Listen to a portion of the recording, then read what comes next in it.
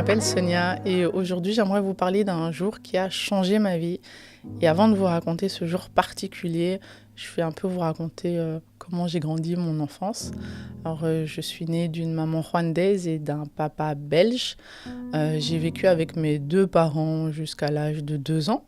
Ensuite mon papa à 2 ans m'a emmenée en Belgique et j'ai grandi encore 2 ans avec lui. Malheureusement, après ces 2 années-là, mon papa est décédé d'une maladie, enfin d'un cancer des poumons plus précisément, qui l'a fait beaucoup souffrir. J'ai encore des flashs comme ça de temps en temps. Et c'est là que tout commence assez mal dans ma vie. Parce qu'en fait, j'en ai vraiment, vraiment beaucoup souffert pendant plusieurs années. Alors pendant plusieurs années, je vais grandir avec ma maman, que j'apprends à connaître assez tardivement parce que je la rencontre vers l'âge de 5-6 ans. Donc pour moi, c'est une personne inconnue, mais bon voilà, j'apprends à la connaître, j'apprends à dire maman pour la première fois. Et en fait, je grandis assez mal de l'absence de ce papa. Et donc, quand vient mon adolescence, parce qu'en général, c'est à l'adolescence qu'on a besoin d'un peu de repères, de structure, de construire sa future vie, j'ai envie de dire. Et ben, cette absence s'est fait vraiment fortement ressentir dans ma vie et j'en ai vraiment beaucoup souffert. Et je ne sais plus trop à quel âge, mais j'ai commencé à m'auto-mutiler. Donc, ça veut dire que la souffrance était tellement énorme que je commençais avec des compas, je me coupais le bras, j'écrivais papa sur le bras. Enfin, on pouvait pas me parler de mon père sans que je pleure. C'était vraiment un sujet tabou. Fallait même pas prononcer le mot papa parce que je partais en pleurs directement. J'avais vraiment beaucoup de mal à en parler. Je le pleurais absolument tout le temps. À chaque fois que quelque chose n'allait pas bien dans ma vie, je voulais mon papa, je voulais qu'il soit avec moi. Et donc, j'ai vraiment, vraiment très mal vécu cette période-là, avec, oui, des automutilations, mais qui allaient de plus en plus fort, qui étaient vraiment très, très rapprochées. Et je cachais très bien ça avec des soupules, des longues manches. Et donc, voilà, j'ai vraiment eu une enfance qui était relativement... pas trop problématique, mais vraiment dans l'adolescence, ça a été compliqué pour moi. Et donc voilà, j'avais vraiment beaucoup de souffrance à l'intérieur de moi, que je n'arrivais... Oui, je l'exprimais par des pleurs, mais finalement qui ne résolvaient rien du tout, et c'était vraiment très, très, très, très lourd à porter. Aujourd'hui, j'en parle, et puis j'ai peut-être un peu d'émotion, mais en tout cas, j'ai plus de douleur du fait que son absence me manque. Et un jour, j'avais tellement, tellement, tellement mal que dans ce processus d'automutilation, j'ai pris 2 cutters et j'ai vraiment appuyé fortement là. Donc vous voyez, je crois que vous voyez à la caméra, j'ai vraiment appuyé fortement pour en fait transférer la douleur de ce que je pouvais ressentir dans mon cœur vers la douleur physique. Je sais que des personnes font ça et c'est pas, voilà, c'est pas une solution du tout. Et la chance que j'ai eue, c'est que j'ai grandi, mais j'ai toujours cru en un Dieu qui était là sans que je le connaisse, sans que je sache qui c'était exactement, mais j'avais toujours cet espoir qu'un jour ça irait mieux. Et c'est vraiment ça qui m'a permis de tenir toutes ces années. De croire que un jour ça allait aller mieux, que j'allais avoir une belle vie, et surtout qu'il y avait un Dieu qui était présent pour moi et qui me regardait, qui me checkait, et que voilà, même si j'avais pas de relation encore, je savais qu'un Dieu existait. Et le jour qui a changé ma vie, en fait, faut savoir qu'en fait, quand mon papa est décédé, j'étais très jeune, moi j'avais 4 ans, et en fait j'ai pas assisté à son enterrement. Et c'est une chose que j'en ai un peu voulu à ma famille parce que j'ai jamais pu en prendre conscience. Mon cerveau n'a jamais intégré vraiment l'information. Et donc, je n'ai jamais enterré mon papa. Et il se fait qu'en 2013, ma grand-mère, qui était un peu le symbole, qui avait pris un peu la place de mon papa dans mon cœur et dans ma vie aussi, qui était très protectrice, voilà, elle habitait à la campagne, donc quand je passais des vacances chez elle, c'était vraiment la petite fille de sa mamie. Donc voilà, je passais vraiment des très bons moments avec elle. Et le jour où elle est décédée, voilà, c'était genre la deuxième personne la plus importante de ma vie qui venait de décéder. Donc c'était vraiment hyper difficile. Mais en fait, le pire allait venir parce que ce jour-là, donc elle est décédée en février 2013. Et 3 jours après, on va l'enterrer avec les autres membres de ma famille. Et en fait, avant de partir à l'enterrement, je réalise que Sonia, tu vas enterrer 2 personnes. Tu vas enterrer et ton papa et ta grand-mère. Et là, je me suis fait ouch. Là, ça va pas vraiment le faire en fait. Je suis pas préparée à ça. Effectivement, je n'étais pas du tout préparée à ça. Enfin, je pense qu'il n'y a rien qui peut nous préparer à ça. Et ce qui s'est passé, c'est que donc on arrive au cimetière et à ce moment-là, ma famille a un caveau familial, donc on peut mettre, c'est un endroit où on peut mettre plusieurs cercueils en même temps. Donc il y avait le cercueil de mon père, il y avait le cercueil de ma grande-tante, donc de la sœur de ma grand-mère, et puis on allait rajouter le cercueil de ma grand-mère. Et quand ce grand trou avec des cercueils était ouvert, je me suis dit, il faut que j'aille voir, en fait, vu que je n'avais jamais vu la tombe de mon père, donc, ouverte, le cercueil, je vais dire, parce que la tombe, j'allais la voir très souvent. J'avais pas spécialement de choses, d'affinité, parce que oui, c'était son corps qui reposait là, mais c'était pas lui, quoi. Donc moi, je comprenais pas trop ce que je faisais là. On allait nettoyer la tombe, mais bon, voilà, bref.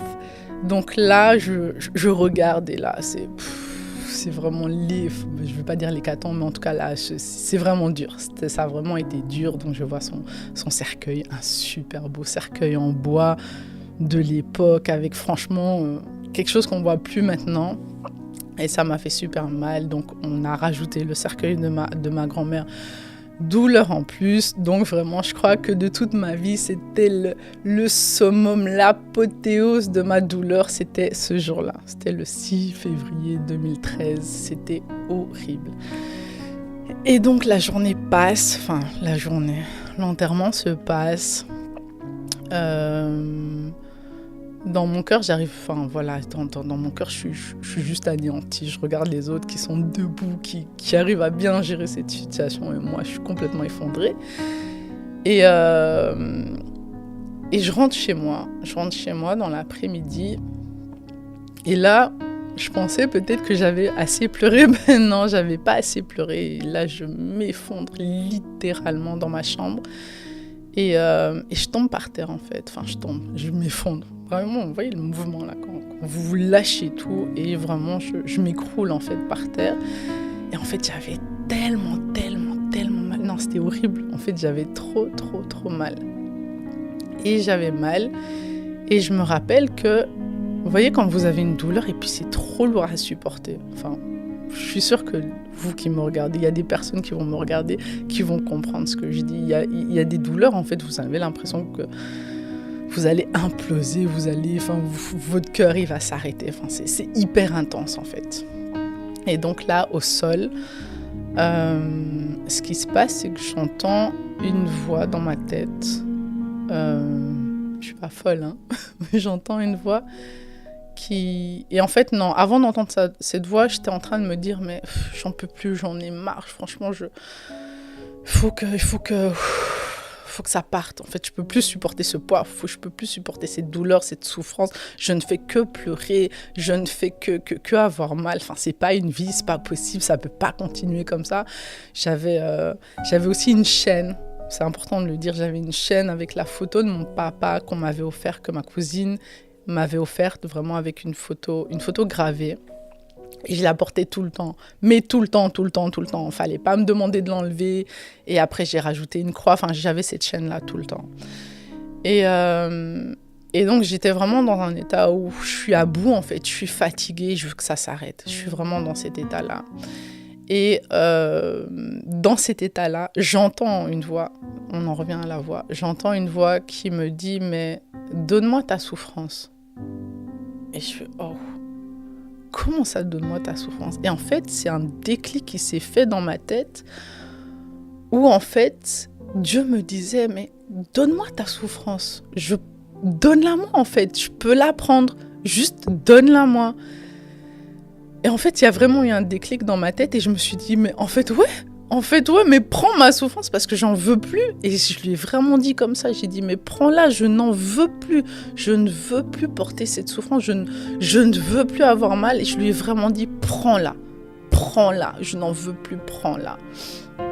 Et à ce moment-là, il s'est passé quelque chose. Et c'est ce jour-là en même temps, c'était le jour le plus affreux de ma vie. Et c'était le jour où j'ai vraiment rencontré Dieu, où Dieu m'a visité et il m'a rempli de tout son amour. Et c'était juste incroyable. Donc je l'ai senti de tout mon corps, de la tête aux orteils, en passant par les ongles. Enfin, il m'a rempli, il m'a restauré. Je n'avais plus aucune douleur, je ressentais plus de mal, plus de souffrance, plus rien du tout. Et là, il m'a pris avec lui. J'étais réveillée, enfin j'étais debout. Et en fait, il m'a amenée dans une vision. Et j'ai vu des nuages blancs, d'un blanc plus blanc que le blanc. Enfin, on ne peut pas le décrire en fait. C'est un blanc éclatant, mais les mots ne suffisent pas pour le décrire. Et il m'a dit, je suis ton père. Et là, j'étais là, waouh. Bon, ça me fait toujours penser un peu à Star. Bon, on va couper ça. Et donc, il m'a dit, je suis ton père. Et en fait, en me remplissant, il m'avait rempli de son amour. Et quand il m'a dit « je suis ton père », ça a été vraiment une révélation pour moi. Mais c'était pas fini en fait. Là, il m'a montré comment il me regardait. Et il me regardait comme si j'étais enfant unique. Et alors, bon, c'est facile pour moi parce que je suis enfant unique. Donc, je n'ai pas de frère, je n'ai pas de sœur. Donc, il m'a vraiment montré cette vision. Je ne regarde qu'à toi. Je suis focus sur toi. Je suis focus sur ton bien-être. Je suis focus sur comment tu vas. Je veux que le meilleur pour toi. Il y a peut-être 1 milliard de personnes.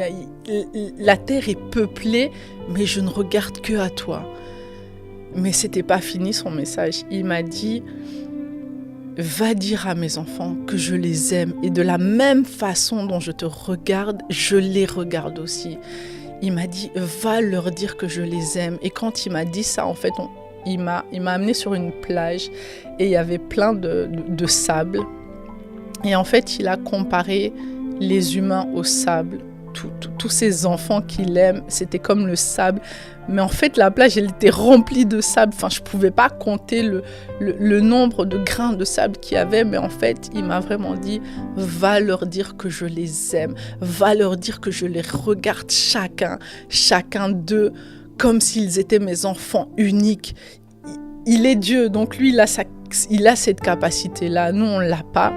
Et en fait, quand il m'a rempli de son amour, il m'a dit, mais tu vois, l'amour que je t'ai rempli, l'amour dont je t'ai rempli, en fait, je peux pas te remplir de tout mon amour parce que sinon tu vas imploser. Et en fait, j'ai senti que oui, en fait, je pouvais pas le contenir, c'était pas possible. Et ce qu'il m'avait donné, c'était infime par rapport à tout ce que lui, il est. Et il faut savoir qu'à cette période-là, je n'allais pas à l'église. Il faut savoir qu'à cette période-là,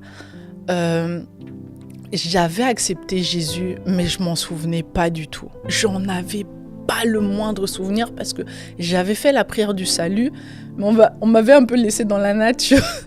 Et donc, je comprenais pas, il y avait pas quelqu'un à côté de moi qui m'expliquait, voilà, t'as fait la prière du salut, va à l'église, on va t'enseigner. Mais en fait, tout ce que j'ai vécu, c'est après que j'ai compris qu'en fait, c'était biblique. Que c'était biblique, que Dieu est amour. Donc, j'ai compris pourquoi moi, je ne pouvais pas le contenir, parce que personne ne peut contenir Dieu. Et en fait, le message, c'est vraiment ça. Le plus beau jour de ma vie, en fait, c'est le jour. Oh là là, là c'est émouvant. Le plus beau jour de ma vie a été le plus difficile, le plus beau, et c'est vraiment